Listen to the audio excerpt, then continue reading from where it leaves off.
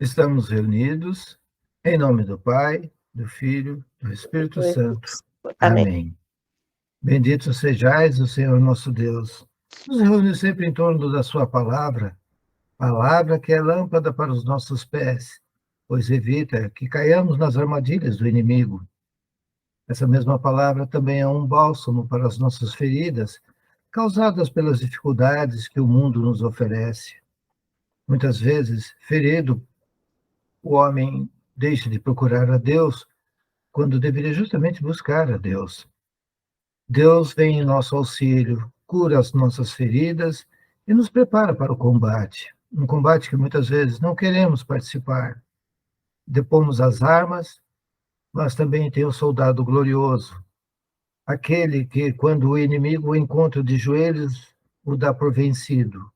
Não, ele está se fortalecendo com a força que vem do Altíssimo, para que nós possamos compreender tudo aquilo que será dito.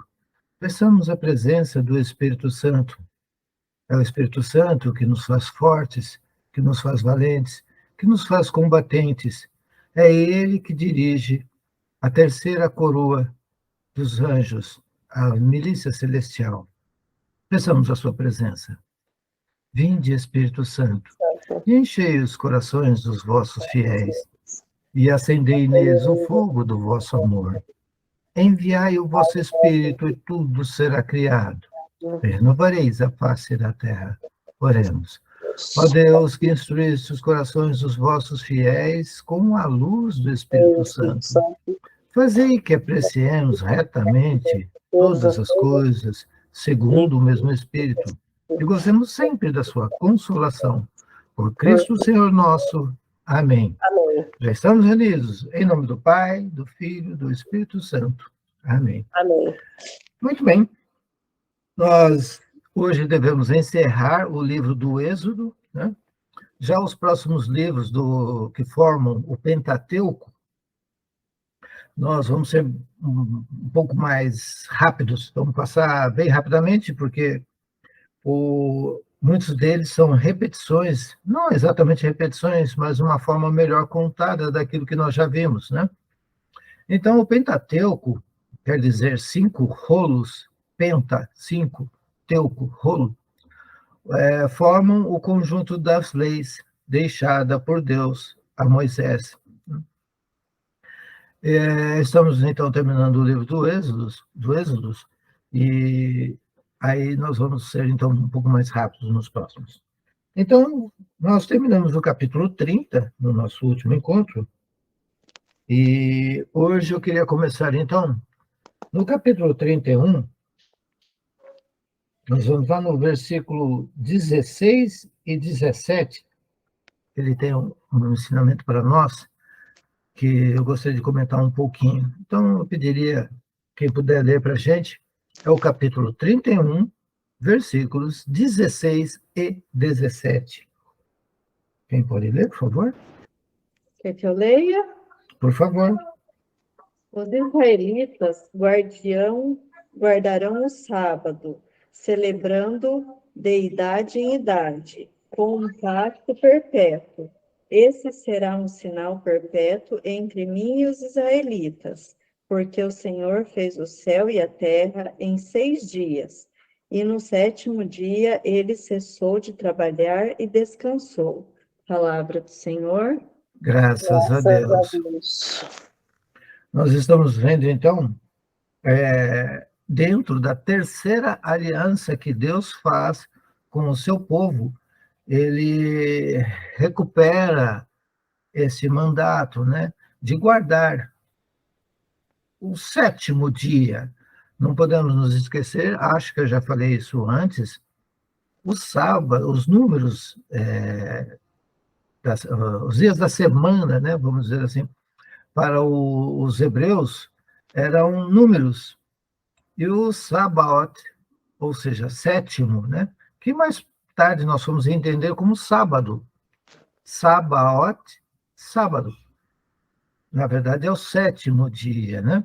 Então, os israelitas, os judeus, eles guardavam o sábado. Mas, com a vinda de Jesus Cristo, para nós, os cristãos, os católicos, o dia de guarda para nós, o sétimo dia, na verdade, é o domingo, né? Ele seria o sétimo dia, o dia de guarda para o Senhor. Então, só quis lembrar isso. Vamos ver, então, agora para o versículo 18. Vamos ver a lei. Quem pode ler o versículo 18, por favor? Eu leio. Uhum. Tendo o Senhor acabado de falar a Moisés sobre o monte Sinai, entregou-lhe as 2 tábuas do testemunho, tábuas de pedra, escritas com o dedo de Deus. Palavra do Senhor. Graças a Deus. Então, nós já vimos, né, essa entrega das tábuas, só que essa é a segunda entrega. É isso que é importante frisar, não é repetição.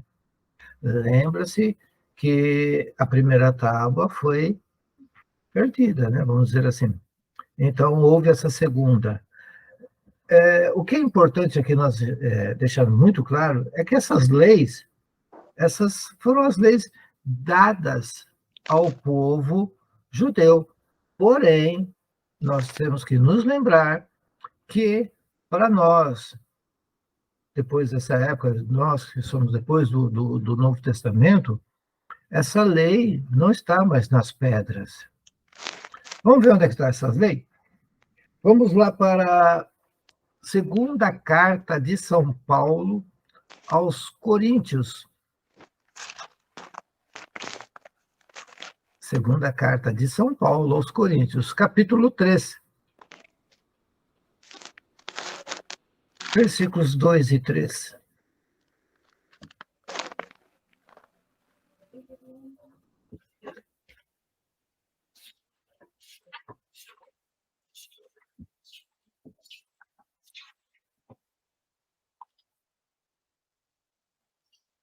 Quem pode ler, por favor? 2 de Coríntios. Capítulo 3, versículos 2 e 3. Tá. Pode ler? Por favor. Vós mesmos sois a nossa carta, escrita em nossos corações, conhecida e lida por todos os homens. Não há dúvida de que vós sois uma carta de Cristo, regida por nosso ministério e escrita, não com tinta, mas com o Espírito de Deus vivo, não em tábuas de pedra, mas em tábuas de carne, isto é, em vossos corações. Palavra do Senhor. Que lindo! Graças a Deus! Que coisa Graças a linda, Deus! não?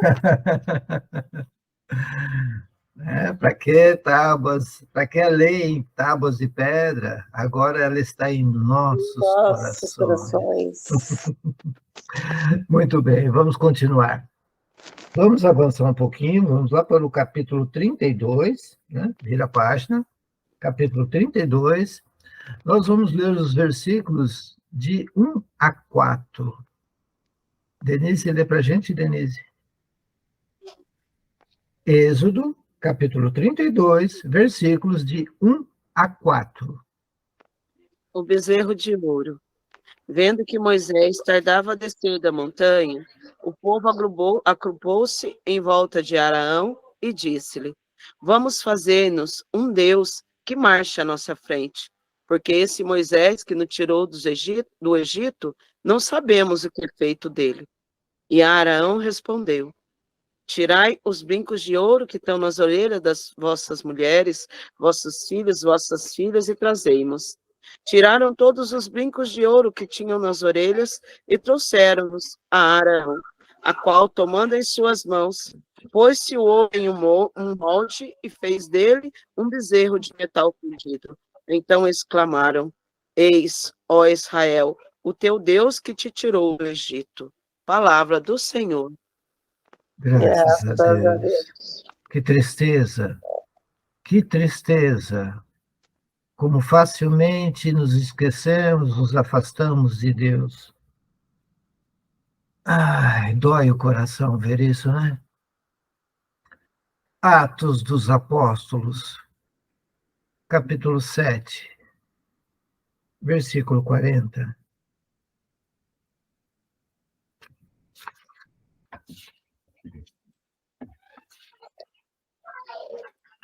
Posso continuar? Pode? Dizendo a Araão: faz dos deuses que vão diante de nós, porque quando é a este Moisés que nos tirou da terra do Egito, nós não sabemos que foi feito dele. Palavra do Leia o Senhor. 41. Leia o 41.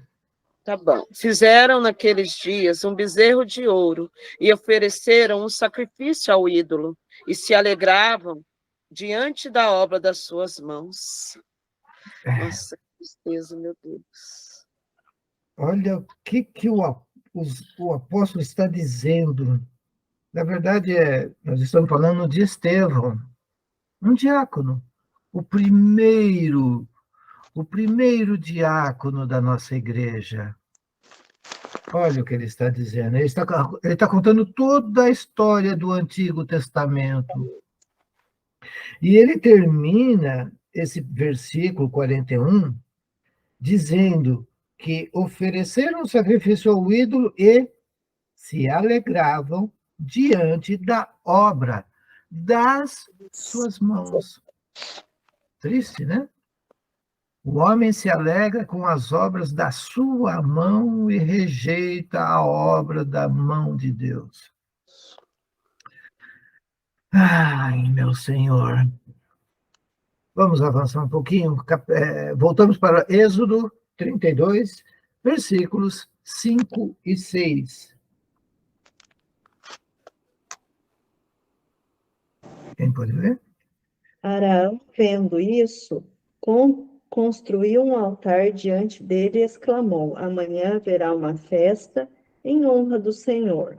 No dia seguinte, pela manhã, ofereceram holocaustos e sacrifícios pacíficos. O povo assentou-se para comer e beber, e depois levantaram-se para se divertir. Palavra do Senhor. Graças a Deus. Que triste. Sentou-se para comer e beber. Depois levantaram-se para se divertir. Primeira carta de São Paulo aos Coríntios, capítulo 10, versículos 6 e 7.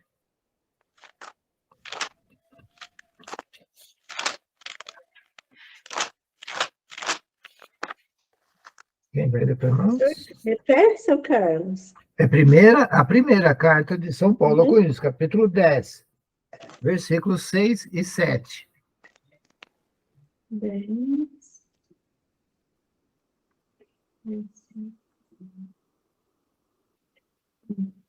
Um alerta de São Paulo. Quem pode ler? Essas coisas aconteceram para nos servir de exemplo, a fim de não cobiçarmos coisas más, como eles as cobiçam. Nem vos torneis idólatras, como alguns deles, conforme está escrito: o povo sentou-se para comer e para beber, e depois levantou-se para se divertir. Só daqui? Sim. Palavra do Senhor. Graças a Deus. São Paulo conhecia bem, né? Muito bem a lei judaica. Aliás, ele estudou na escola de Gamaliel, conhecia bem a lei, como também conhecia os erros, os faltores da lei. Vamos em frente. Versículos 7 e 9, vamos entender por que esse povo fez isso. Agora voltamos para o Êxodo, capítulo 32, versículos 7 e 9. O Senhor disse a Moisés: vai, desce, porque se corrompeu o povo que tiraste do Egito. Desviaram-se depressa do caminho que lhes prescrevi. Fizeram para si um bezerro de metal fundido. Prostraram-se diante dele e ofereceram-lhe sacrifício, dizendo: eis, ó Israel, o teu Deus que te tirou do Egito. Palavra do Senhor. O 9 também, por favor. Vejo continuou o Senhor, que esse povo tem a cabeça dura. Palavra do Senhor. Graças a Deus. E veja que ao Senhor nada é oculto, né? E o próprio Deus nos explica porque esse povo fez essa besteira tão grande. Cabeça do povo. O povo vai muito por modismo, por sensação, porque gosta, porque é bonito, porque soa bem. Não podemos nos deixar ser enganados. Muito bem, vamos aos versículos 15 a 20 desse mesmo capítulo. Vamos ver a reação de Moisés. Moisés desceu da montanha, segurando nas mãos as tábuas da lei, que estavam escritas dos dois lados, sobre uma e outra face. Eram obras de Deus, e a escritura nelas gravada era a escritura de Deus. Ouvindo o barulho que o povo fazia com as suas aclamações, Josué disse a Moisés: há gritos de guerra no acampamento. Não, respondeu Moisés, não são gritos de vitória, nem gritos de derrota. O que ouço são cantos. Aproximando-se do acampamento, viu o bezerro e as danças. Sua cólera se inflamou. Arrojou de suas mãos as tábuas e quebrou-as ao pé da montanha. Em seguida, tomando o bezerro que tinha feito, queimou e esmagou-o, até reduzi-lo ao pó, que lançou na água e a deu de beber aos israelitas. Palavra do Senhor. Graças a Deus. Moisés fez algo que não nos cabe julgar, mas ele quebrou a tábua das leis. Também a cena que ele viu foi uma cena horrenda. Os santos padres nos contam que, por meio de relatos que foi de geração em geração, diz que a cena que Josué viu, ele queria passar todo o povo a fio de espada. Tal era a ira que se apoderou dele diante da cena que ele via. Crianças dormindo ao relento, mesmo diante de tanto barulho, aquela orgia, aquela bagunça, festa, homens bêbados, nus. Enfim, uma cena trágica. Muito triste. E não Muito está bem. diferente como o dia de hoje, né, seu Carlos? Essas festas que tem por aí, Sim. rave, meu Deus, eu ouço cada coisa. Um amigo meu levou uns jovens para um sítio onde estava acontecendo uma dessas festas. E ele ficou no ônibus que levou. E disse que mais tarde ele acordou com um barulho perto do ônibus. Ele acordou, olhou para fora assim e viu alguns jovens fazendo coisas que não deviam. E ele reconheceu a menina que estava no meio. Ele ligou para o pai e falou: você sabe onde está sua filha? O pai disse: não sei e nem quero saber. Nossa. Isso aqui em Santa Cruz. Não sei, não quero saber. Deus pergunta para Caim: aonde está o seu irmão? E Caim responde: por acaso sou o guardião do meu irmão? Muito bem, vamos continuar. Vamos para. Já lemos os versículos 22 a 24, né? Não? Eu até me distraí agora, me perdi. 22 a 24. Não lemos, não. Quem pode ler, por favor? Posso ler? Uhum. Moisés 22 e 24? A 24. Ah, tá. Araão respondeu: não irrite, mesmo sabes o quanto este povo é inclinado ao mal. Eles disseram-me: faze-nos um Deus que marche à nossa frente. porque este Moisés, que nos tirou do Egito, não sabemos o que é feito dele. Eu lhes disse, todos aqueles que têm ouro, despojem-se dele. E mo entregaram, joguei-o ao fogo e saiu este bezerro. Palavra do Senhor. Graças a Deus. Que coisa feia. Por que Arão mentiu?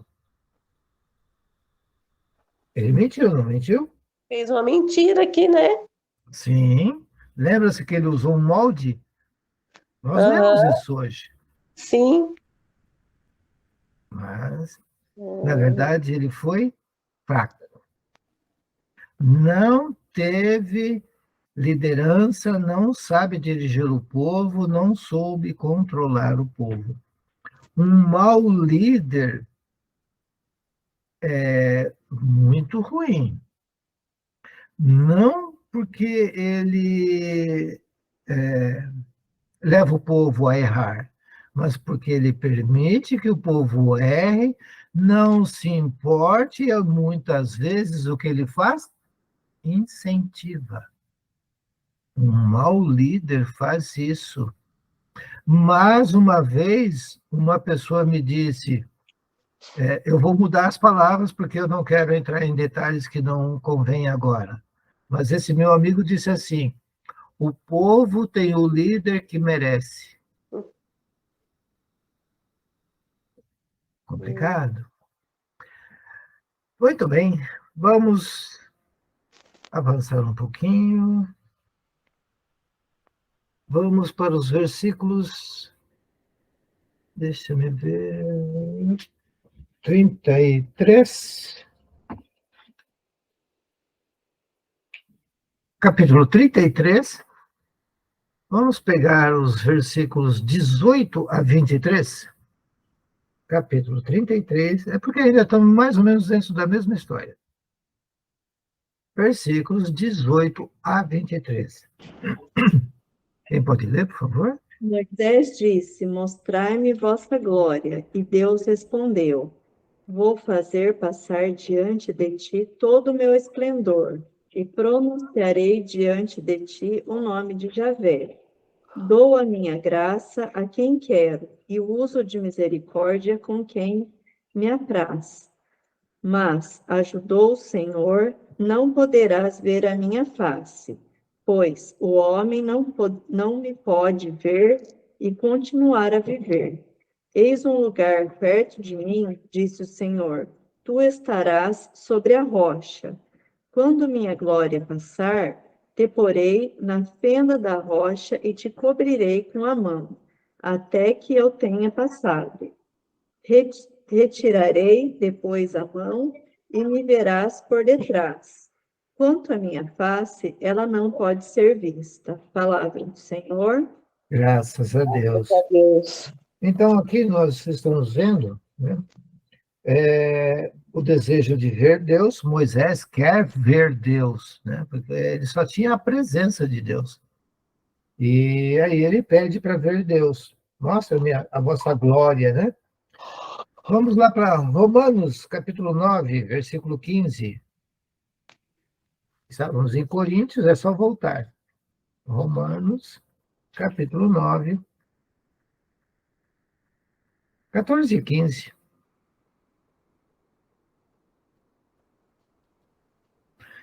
E o 16 também. Vamos ler o 16. 14, 15 e 16. Romanos, capítulo 9, versículos 14, 15 e 16. Que diremos, pois? Haverá injustiça em Deus? De modo algum. Porque ele disse a Moisés, farei misericórdia a quem eu fizer misericórdia. Terei compaixão de quem eu tiver compaixão. Desta forma, a escolha não depende daquele que quer, mas daquele que corre, mas da misericórdia de Deus. Palavra do Senhor. Graças a Deus, né? O que está sendo falado aqui, que está sendo dito a nós, é que Deus não é injusto, de forma alguma, né? E que a misericórdia dele, ele dá para quem ele quer. Então, nós não podemos nunca impor regras para Deus, né? Não, isso não. Ah, eu vou ser bonzinho, eu vou fazer isso e eu estarei salvo. Não, nós não merecemos, né? O que mais isso quer nos dizer? No versículo 16, está ali, ó, dessa forma, a escolha sobre a salvação não depende daquele que quer. Ah, eu quero ser salvo. Não, não é porque você quer que você vai ser salvo. Nem depende também daquele que corre, aquele que está, né, se esforçando para conseguir, mas sim da misericórdia de Deus, que a dá a quem ele quer, né? E às vezes eu vejo pessoas cobrando de Deus, né, certas situações que não têm muito cabimento. Então, nós vemos aqui um relato, né, uma réplica sobre esse trecho que nós acabamos de ler no livro do Êxodo. Voltando então para o livro do Êxodo, né, já estamos bastante avançados, vamos avançar mais um pouquinho, vamos lá para o capítulo 34. No capítulo 34, o que nós vamos ter ali é a renovação dos 10 mandamentos. Deus renova. Olha só, o povo falha, né? Deus dá as leis, o povo falha, Moisés vai e quebra a tábua, mas Deus refaz esses 10 mandamentos. O que eu quero chamar a atenção aqui é que esses 10 mandamentos, eles valem para nós até hoje, né? Isso ninguém pode se esquecer de jeito nenhum. Sim. Vamos para o capítulo 35. No capítulo 35, nós vamos ver de novo, né, a ordenação do sábado, né? Lá no versículo 4, por exemplo,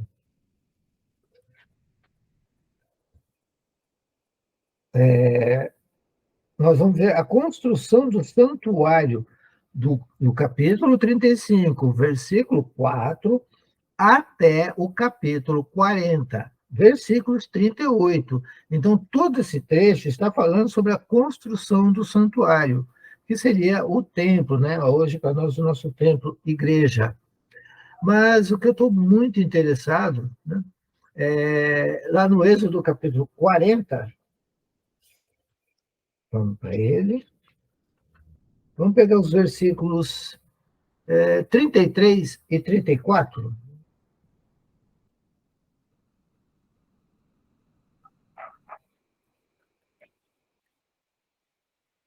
Capítulo 40, versículos 33 e 34. Enfim, fez o recinto do átrio em torno do tabernáculo e do altar, e colocou a cortina na porta do átrio. Assim terminou Moisés a sua tarefa. Então a nuvem cobriu a tenda de reunião e a glória do Senhor encheu o tabernáculo. Palavra do Senhor. Graças a Deus. Então, assim que o homem termina o templo, a glória do Senhor desce. É por isso que as igrejas, todas, sem exceção, deveriam ser dedicadas. E, infelizmente, aqui na nossa diocese, temos apenas 3 paróquias com o templo dedicado a Deus, né?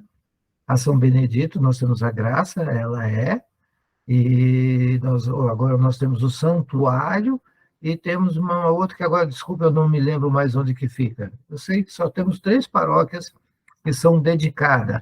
Você descobre que um templo é dedicado a Deus quando você olha nas paredes e você vai ver 12 cruzes de bronze. Será que Pequena. aquela de ourinhos lá, aquela do centro, ela não é, seu Carlos? Parece que ela é. É só Porque você olhar. lembra que a gente ia, teve uma época, negócio de passar pelas portas, ela foi Sim. escolhida. Lembra disso? Era São Tá Benedito, Santuário lá. Eu é isso lembro mesmo. que teve uma fala do bispo, do Dom Salvador, na Dom época. Salvador. Uhum. É verdade. Não me lembrava qual que era a terceira, né? E deve ser comemorado até ou o ano do término da construção, ou a elevação à condição de templo próprio, de templo para o sacrifício, né? É uma pena que muitas das nossas paróquias não tenha sido feita esta dedicação. Então, o que se comemora muitas vezes nessas paróquias é o término da construção. Mas, quando Moisés termina a construção do santuário, a glória de Deus desceu. Mas quando o homem faz por suas mãos, não seria importante esse rito de elevação, esse rito próprio de dedicação? É uma questão que eu levanto como teólogo, né? Eu posso levantar essas questões, quer dizer, qualquer um pode levantar essas questões, é que precisa entender um pouquinho o que está por trás disso. O que eu quero dizer é que você faz nós vimos ali, os, os israelitas, quando sentiram a falta de Moisés, o que eles fazem? Derretem ouro e fazem para si uma obra de suas mãos. Aquilo é óbvio, não agradou a Deus. Claro que aquilo ali estava sendo só uma idolatria, mas o que me chama a atenção é o povo quer muitas vezes não depender de Deus e faz por si mesmo obras de sua mão. Por que não pegar uma paróquia, uma igreja, terminou de construir, faz a dedicação? É isso que eu estou querendo chamar a atenção. Porque existe todo um rito católico para isso. Porque quando Moisés terminou, era ordem de Deus. Deus estava acompanhando. Lembra que Deus deu as medidas, medida do altar, como fazer o altar, como fazer tudo, lembra? Nós vimos já isso.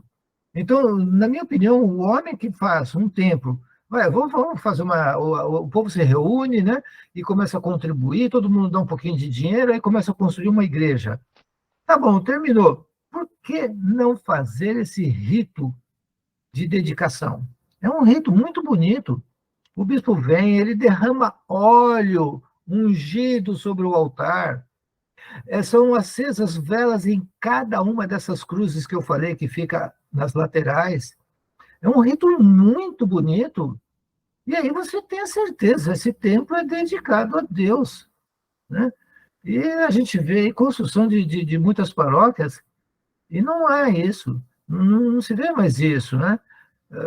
Para mim, sabe, fica muito assim, só a obra do homem, né? Não cabe a mim dizer, não, ali não tem a glória de Deus. Não, não cabe. Não. É como eu disse, ninguém põe regras para Deus, né? Nós acabamos de ver isso também. Mas, poxa vida, se houve a dedicação, aí eu não preciso nem duvidar. Porque o bispo é a continuação do apóstolo, do apostolado, né? O bispo vem numa sequência desde os apóstolos. Então, ele vem, cada vez que surge um bispo, ele é ungido para isso. Então, se ele faz o rito da dedicação, eu penso que essa seria a melhor forma de nós. Sabemos, aqui está a presença de Deus. Claro que toda vez que o povo se reúne em nome de Deus, ele está presente, né? Mas nada melhor do que fazer isso num lugar dedicado a ele. E a gente saber, a glória de Deus está ali. A glória de Deus era chamada pelos israelitas de Shekinah. Então, a Shekinah é a glória de Deus. Eu vi muita gente fazer confusão e dizer que a Shekinah é o Espírito Santo. Não, não é. A Shekinah, se refere à glória de Deus. O que é a glória de Deus? Nós vimos aqui, no caso quando termina o templo, que desce a glória de Deus. Nós vamos ver mais para frente, quando nós avançarmos mais no nosso curso, nós vamos ver que a glória de Deus vai aparecer mais vezes. Isso no Antigo Testamento. Já no Novo Testamento você não vê menção da Shekinah, da glória de Deus. Mas lá na frente a gente vai, então, comentar isso um pouco melhor. Eu só quero, para a gente poder terminar, então, eu queria continuar do versículo 35, né, até o 38, e a gente concluiria, então, hoje o livro do Êxodo. Quem pode concluir, por favor? E era impossível a Moisés entrar na tenda de reunião, porque a nuvem pairava sobre ela e a glória do Senhor enchia o tabernáculo. Durante todo o curso de suas peregrinações, os israelitas se punham a caminho quando se elevava a nuvem que estava sobre o tabernáculo. Do contrário, eles não partiam até o dia em que ela se elevasse. E quando duraram as peregrinações, a nuvem do Senhor pairou sobre o tabernáculo durante o dia e durante a noite. Havia um fogo na nuvem que era visível a todos os israelitas. Palavra do Senhor. Graças a Deus. Hoje, no Novo Testamento, depois do Novo Testamento, ainda se faz peregrinações. Elas estão cada vez diminutas, a distância percorrida é cada vez menor, e também a frequência em que elas acontecem é cada vez menor. Ainda temos algumas peregrinações, graças a Deus. Sabemos que essas peregrinações, elas são cheias da glória de Deus. O povo vai orando, rezando, né? Algumas peregrinações levam cruzes adiante, mas também existem peregrinações que se levam bandeiras. E esse é um costume muito salutar, é um costume que tem aproximadamente, se eu não estiver enganado, acho que uns 1000 anos mais ou menos, ou quase isso, de levar bandeira, porque é a luta do Miguel Arcanjo contra o demônio, né? Essas peregrinações, elas nos ensinam que é o homem avançando para o combate, alimentando a sua fé, ele se dispõe ao combate e vai contra o inimigo, né? Foi assim com o arcanjo Miguel, quando Lúcifer gritou, não servem. Miguel respondeu, Michael, quem como Deus? Ninguém como Deus. E aí ele levanta um estandarte, o estandarte da humildade, o estandarte da misericórdia, o estandarte da pequenez que se levanta contra o erro. Isso foi um tapa na cara de Lúcifer. Ele tão grande, tão poderoso, tão bonito, mas quis ocupar o lugar de Deus. E um anjo pequenino o coloca no seu devido lugar. Ou melhor, e não se achou mais lugar para ele. E eis que ele foi precipitado, ele e seus anjos, ao abismo. E Jesus nos relata, ele viu Lúcifer descer como um raio sobre a terra. É com essas palavras que eu quero encerrar esse nosso encontro de hoje. O inimigo nos odeia, está por todos os lados, quer nos pôr a perder. Nós precisamos de mais soldados, de mais combatentes. Os nossos pastores não estão mais nos preparando para o combate, mas o povo sabe que há o combate. Saiamos, a exemplo da Denise, em peregrinação. Façamos as nossas caminhadas, levantemos os nossos estandartes, carreguemos nossas cruzes adiante de nós. Peçamos sempre a glória de Deus para os nossos combates, para as nossas vidas, mesmo aqueles combates que muitas vezes aos olhos humanos é muito pequeno, mas esses combates são vencidos e vão cada vez mais humilhando Satanás. E ele começa, então, a perder a força sobre essas pessoas. Então, façamos as nossas peregrinações. Quem pudesse pôr a caminho, se coloque a caminho. Mas levante o estandarte, levante, mostre que você é um guerreiro, E quando o inimigo te encontrar ajoelhado, que ele trema, porque ele sabe que você estará se armando, se preparando para o verdadeiro combate. Porque um católico de joelho é um católico em oração. É um soldado se abastecendo com a arma que pode derrotar o inimigo. Assim, eu quero pedir para que rezemos a oração do Pai Nosso, aonde nós pedimos para que a vontade dele seja feita, onde nós mostramos a nossa pequenez, o como somos humildes e tão, tão, tão necessitados de Deus. Pai nosso, que estais nos céus, santificado seja o vosso nome. Venha a nós o vosso reino, seja feita a vossa vontade, assim na terra como no céu. O pão nosso de cada dia nos dai hoje. Perdoai as nossas dívidas, assim como nós perdoamos aos nossos devedores. Não nos deixes cair em tentação, mas livrai-nos do mal. Amém. Nós estivemos unidos e vamos continuar unidos em nome do Pai, do Filho e do Espírito Santo. Amém.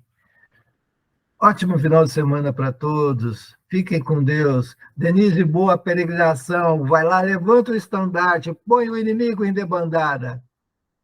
Fiquem com Amém. Deus. Deus Tchau, abençoe gente. vocês. Deus abençoe. Tchau. Com Fiquem com Deus. Deus. Tchau, tchau. Tchau.